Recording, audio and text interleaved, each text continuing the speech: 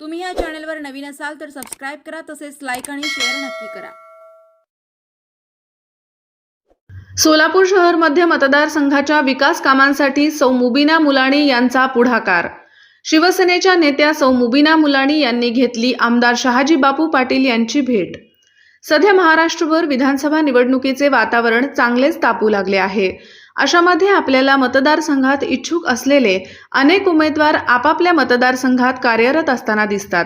सांगोला तालुक्याचे लोकप्रिय आमदार श्री शहाजी बापू पाटील यांचा सोलापूर शहर मध्य विधानसभा मतदारसंघाचे इच्छुक असलेल्या उमेदवार सौ मुबीना मुलाणी व राष्ट्रवादी काँग्रेस पार्टी अल्पसंख्याक विभागाचे शहर कार्याध्यक्ष श्री रियाज भाई शेख व ओबीसी प्रदेश उपाध्यक्ष श्री बशीर भाई शेख यांनी सांगोला येथील कार्यालयास सदिच्छा भेट देऊन त्यांनी सत्कार करण्यात आला।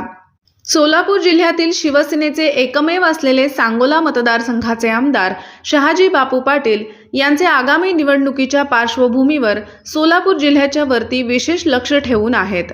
याच अनुषंगाने सोलापूर शहर मध्य हा मतदारसंघ पारंपरिक शिवसेनेकडे आहे। जिल्ह्यातील जे मतदारसंघ शिवसेनेकडे होते ते पुन्हा मिळवण्यासाठी आमदार शहाजी बापू पाटील हे प्रयत्न करत असल्याचे दिसते।